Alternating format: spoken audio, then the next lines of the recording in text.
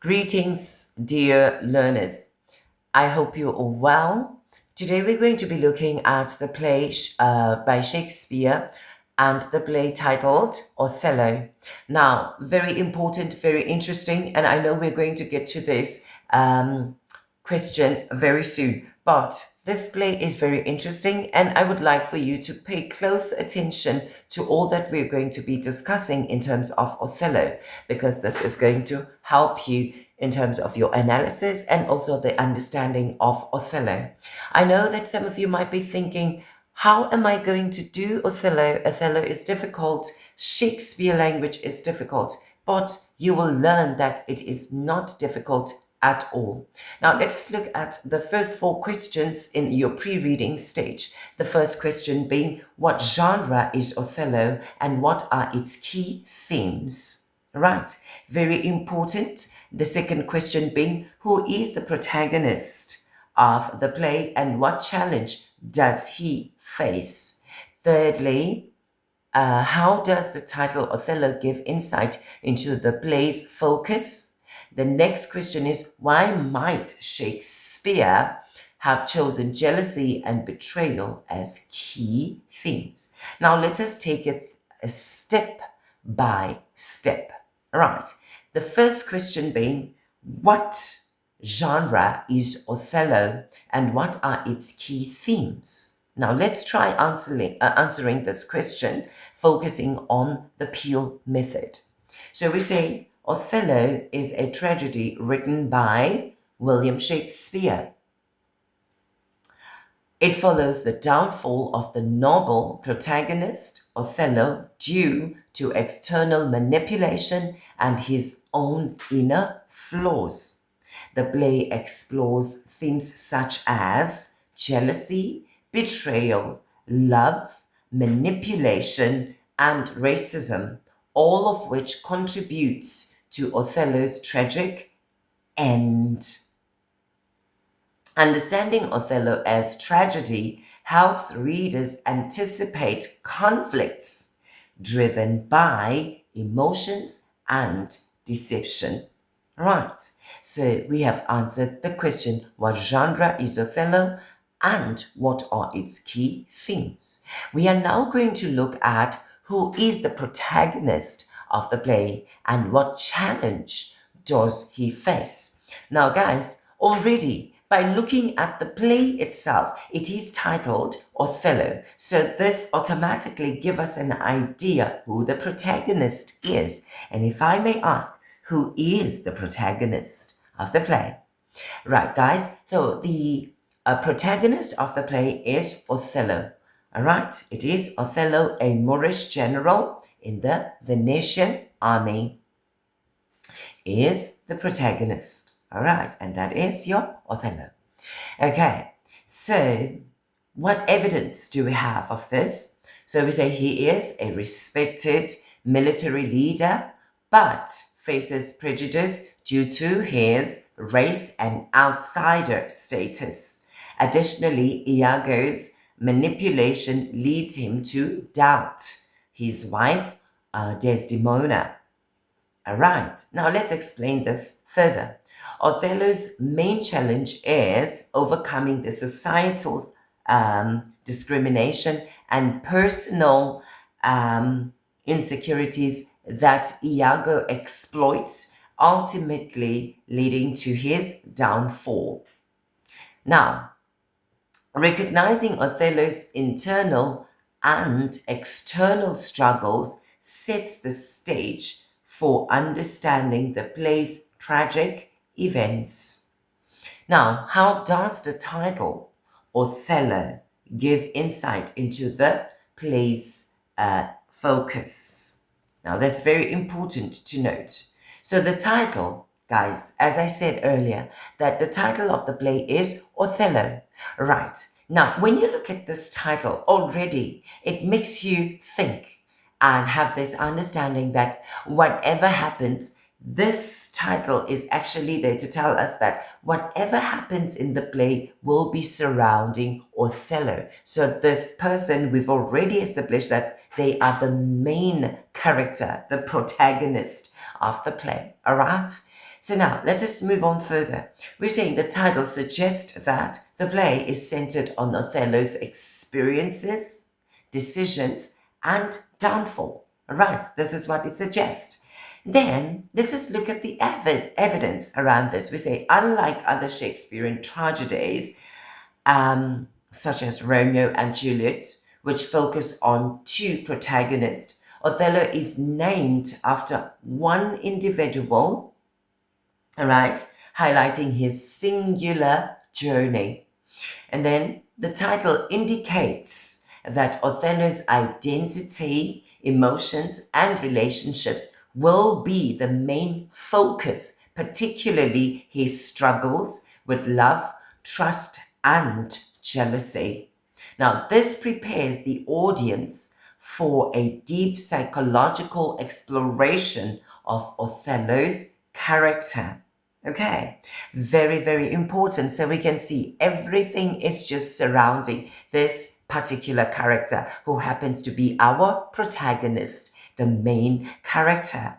Now, let us go on to the next question. Why might Shakespeare have chosen jealousy and betrayal as key themes? Right. So Shakespeare uses jealousy and betrayal to do what? To drive the tragic plot and explore human vulnerabilities. Now, Iago's deception feeds Othello's jealousy, leading to irrational actions and the eventual downfall of multiple characters. Now, these themes highlight the destructive power of unchecked emotions and manipulation, making the play both relatable and dramatic.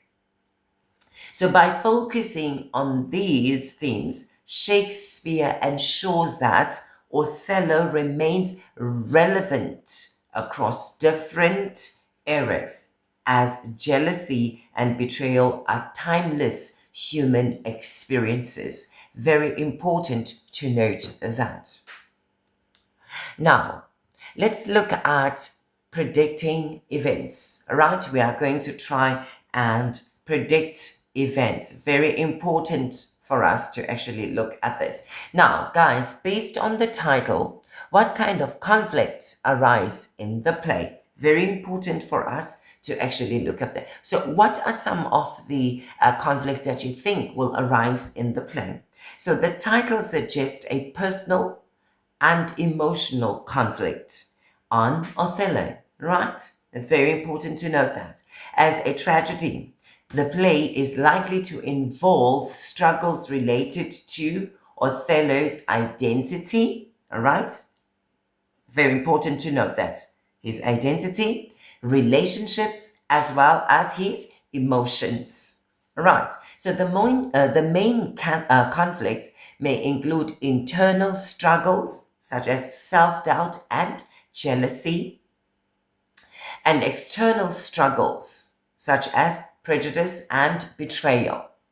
These conflicts will likely lead to dramatic consequences in line with Shakespeare's tragedies. Right.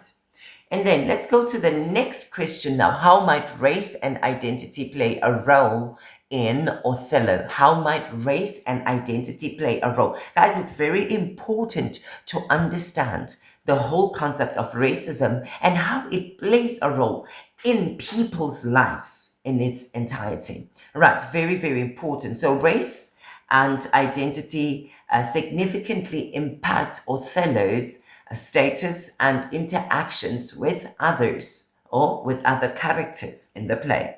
So Othello, as a black man in a predominantly white Venetian society, faces what? Faces discrimination and distrust despite his military success. His outsider status makes him vulnerable to manipulation as Iago exploits Othello's insecurities about being different from Desdemona. So the theme of race highlights societal prejudices and It shapes Othello's tragic fate. All right. So that's very important for us to actually note. And then let's go on to the next question. That do you expect? All right, but before we get to that one, right, we looked at how might race and identity play a role in Othello. Now we are going to look at what role do you think manipulation and deception will play in the story. All right. What role do you think manipulation, deception will play in the story? So already, I'm sure you're already thinking of the word manipulation. Somebody's going to be manipulated, and in the process, it might lead to series of events where people do not trust one another, right, due to somebody being manipulated, all right? So it might lead to distrust. It might lead to people actually losing faith in others and all of that. So these are some of the things that you might want to think about when looking at the role of manipulation and deception have on the play or on the storyline. So now let us just quickly look at the role of manipulation and deception. Please always make sure that you highlight the very important things. All right, and here is the role. Okay, what role do you think manipulation and deception, these are the two things we're looking at, manipulation and deception will play in the story? Right, firstly we say manipulation and deception will likely drive the plot and lead to tragic misunderstandings. Okay, it's very important to understand that. Firstly we say Iago, a master manipulator, uses deceit, all right, to control Othello and destroy his marriage. Okay, so we are already seeing destruction of marital status here. All right, people are actually manipulated to the point of losing their marriage. All right, destroying. All right, this manipulation destroying their marriage. Right, very important to note all of this. Okay, then again, the use of deception creates tension and suspense as character acts based on false information, ultimately leading to disastrous consequences. Right, very important to note that.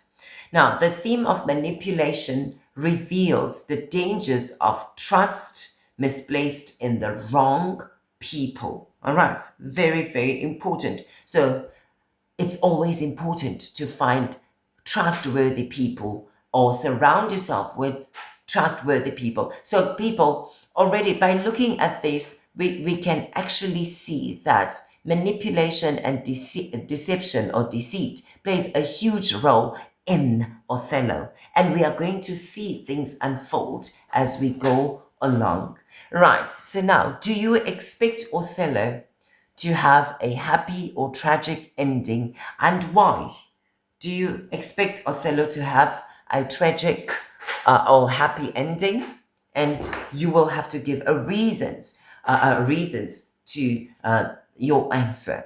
Now, let us look at this. Othello will likely have a tragic ending, okay, as it follows the structure of a Shakespearean tragedy. Very important to note that. Secondly, Shakespeare's tragedies such as Macbeth and Hamlet end in the downfall of the protagonist due to personal flaws and external manipulation. Right, so then that means in Othello it is likely to end in a similar fashion. It is a tragedy after all, hence we call it a tragedy.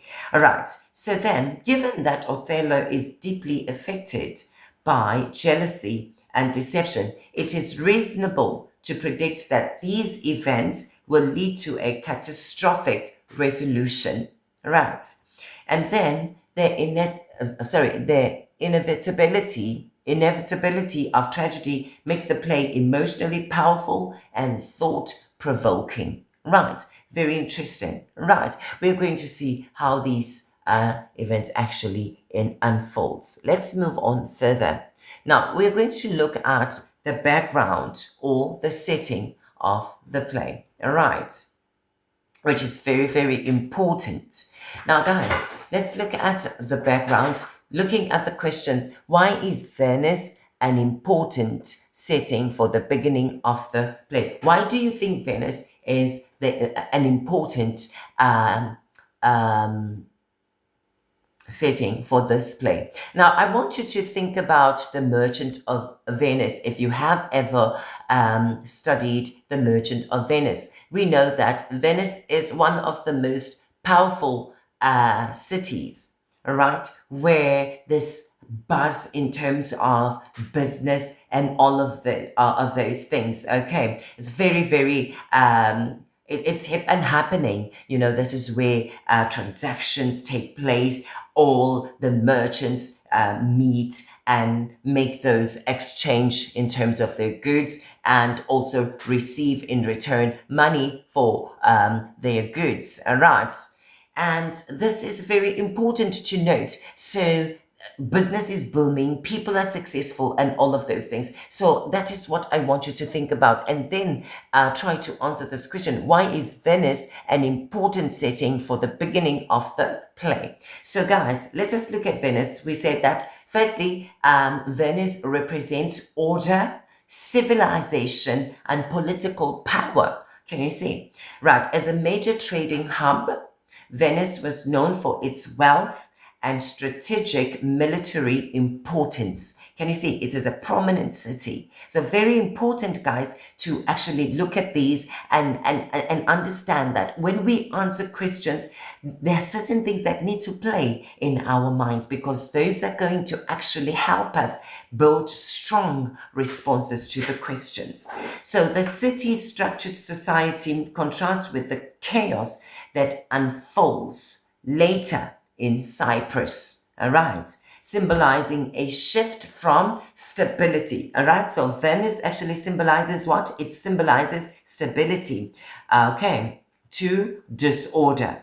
So the Venetian setting establishes the initial respect Othello enjoys before his decline. Very important to note this.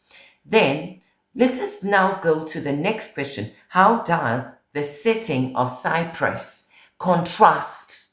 All right. How does it contrast with Venice? All right. This is very important. Again, remember, we say Cyprus is just an island. Okay. And this island is chaotic. All right. Looking at the Ottoman Empire wanting to actually take over this place and causing chaos and wanting to attack this particular island. All right, so now let us look at then, how do we answer to the question? We say Cyprus represents isolation, vulnerability, and emotional turbulence. All right, it's very important to notice this. And then unlike Venice, which is a political center, Cyprus is a war zone.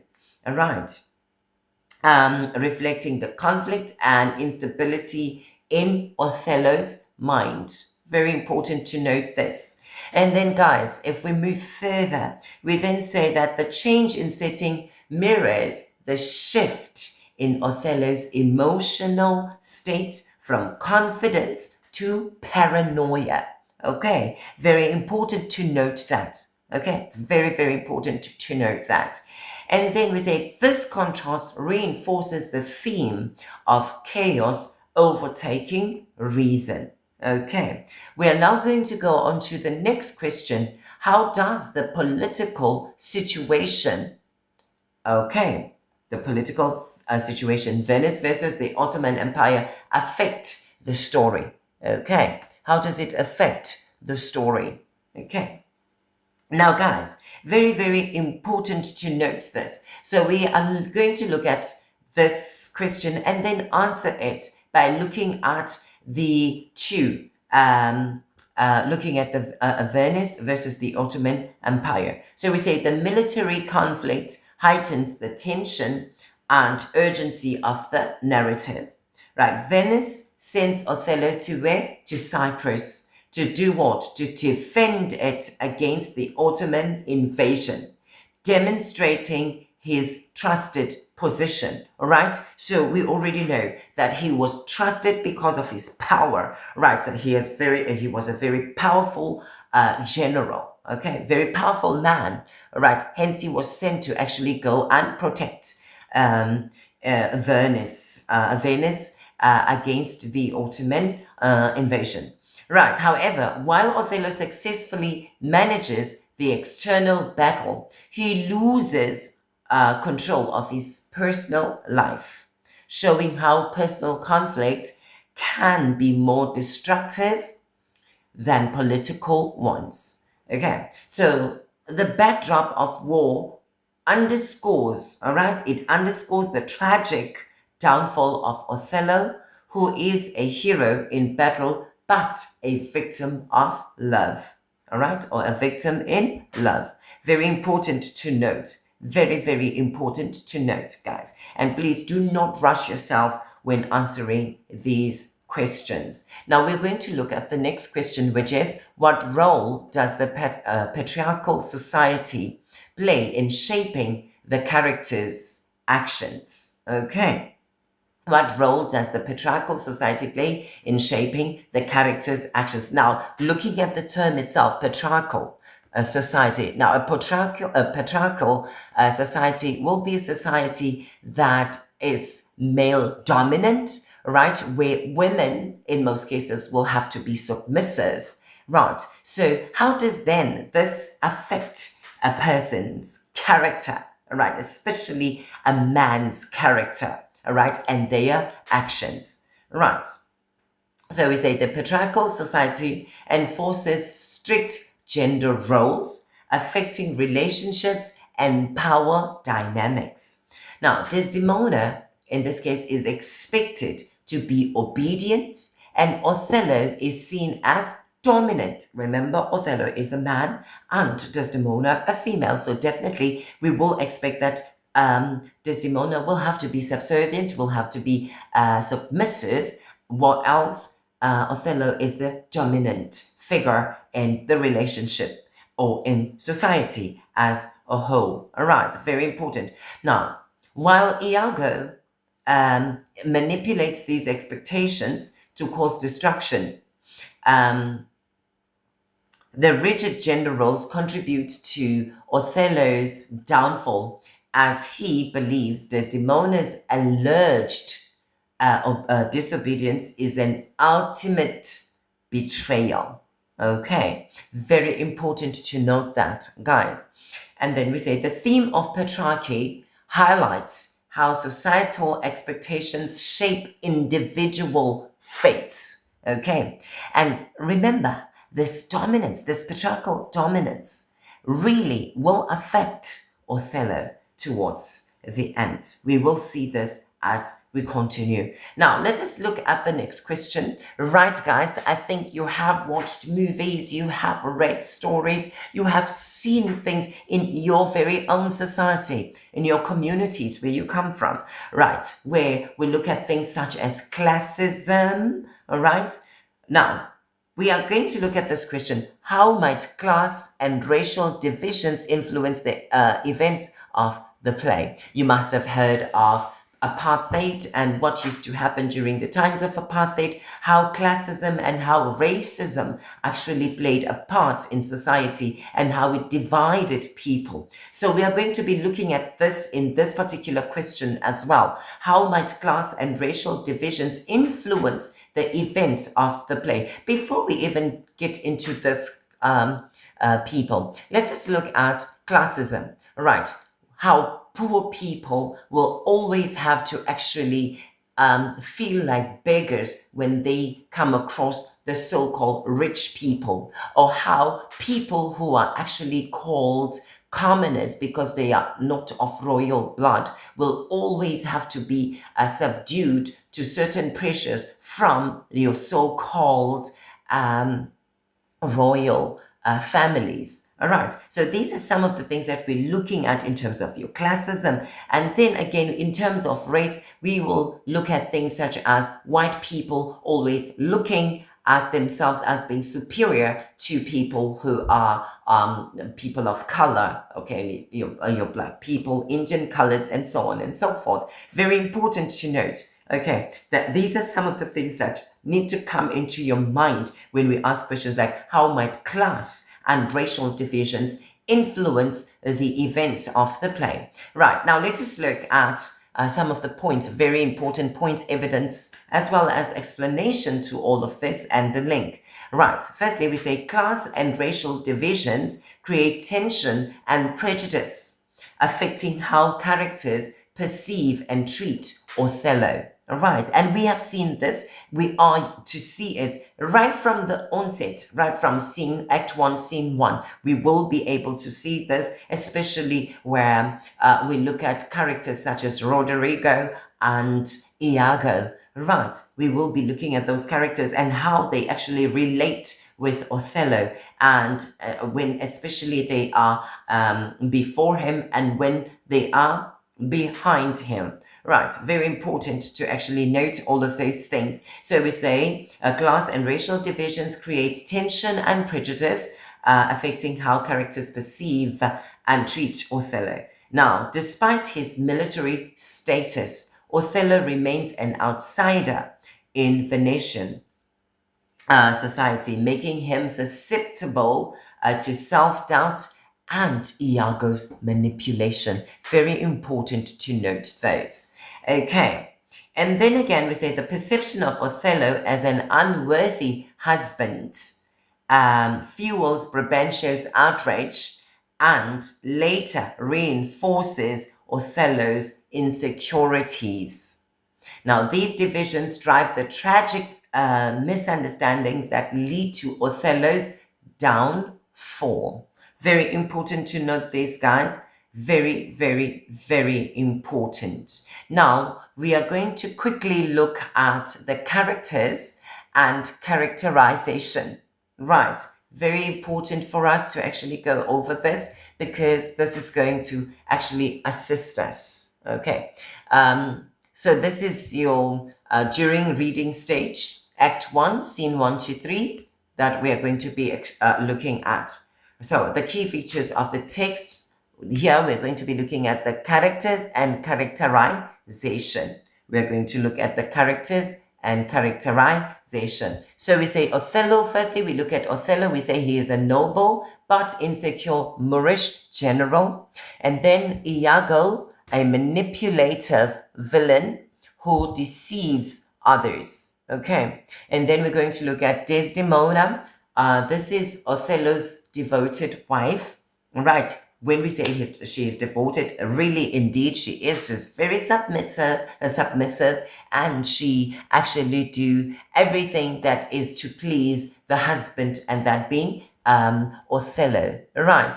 And even during difficulties, she still feels that she has to respect Othello, right? Even though she is being treated unfairly and misunderstood and misjudged by manipulation that is exerted by Iago, right? And in the end, all this cost her life, you know.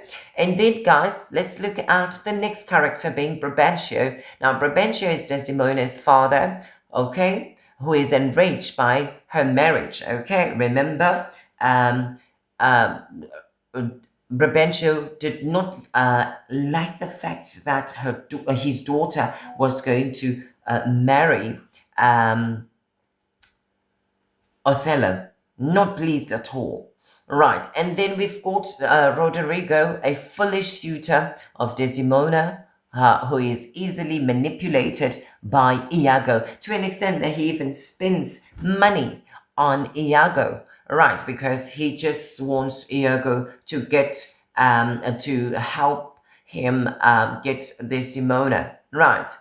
And the next person being Cassio, and that is Othello's loyal lieutenant, who Iago envies a lot. Okay, and it's really, really an authentic person, right? Cassio is really, really authentic and does not cause any chaos We are now going to go to the plot and conflict. So in scene one, Iago and Roderigo stir up Brabantio's anger, right? They stir up Brabantio's anger about Desdemona's secret marriage to Othello. Very important to note this, okay? And then in scene two, Othello remains calm despite Brabantio's accusations, right? In this case, he is being accused of actually using black magic, right, in order to for him to marry or to get Desdemona to agree to marry him, right? And in scene three, Othello defends his love before the Duke, and Desdemona expresses her loyalty to him, right? And Iago secretly plots against Othello. So these are all the things that are going to unfold and that we're going to actually witness, which are very important for you to note in each one of these scenes. Okay, excuse me. We are now going to look at the narrator and perspective. So Shakespeare's play lack a traditional narrator, relying on dialogue and soliloquies. So Iago's speeches often guide audiences' understanding of events. Guys, one thing about Shakespeare, it is very, very interesting, right? And in most cases, it is written in such a way that you would even think it's poetry to some extent. Very beautifully written. Now, let us go on to the themes now. The themes, we've got the theme of jealousy, introduced through Roderigo's bitterness and Iago's manipulation. Right, very important for us to actually note this. And as we tackle each of the scenes, you will understand better. All right, thank you. Now let us go into the next theme, and that will be race and prejudice. Othello is constantly judged for being a Moor. All right, constantly judged. All right, a Moor being an outsider. All right, he's got an outsider status in Venice because he is not white, not also a Venetian, but he is then labeled a Moor, and this is a term that was actually given to people who are not Venetian, people who are not white, people who are foreign, so to speak, in Venice. Okay. Now, again, we're going to look at deception and betrayal. Iago pretends to be loyal while plotting against Othello, and this we will see in phrases such as I am not who I am. Right, very important for us to actually note these codes because they are actually very, very important. I am not who I am. Right, and then love and duty. Desdemona prioritizes her love for Othello over her father's wishes. Right, so this is very important. This also spells how loyal, this spells to us how loyal Desdemona is, right? That she is even willing to go against her own father. And this, you might actually want to actually ask yourself a question.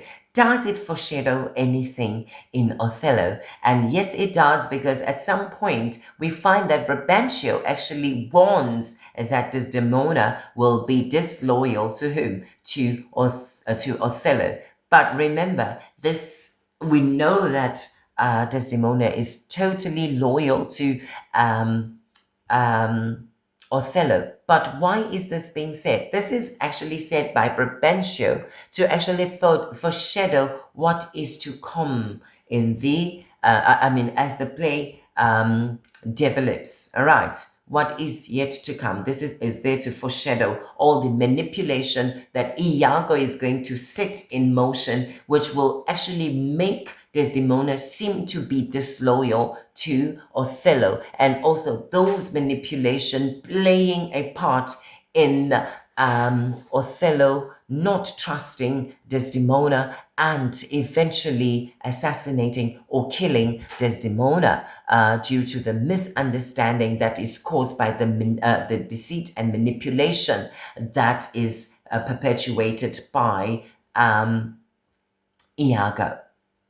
I thank you. We will then meet again where we will look at some questions on this scene.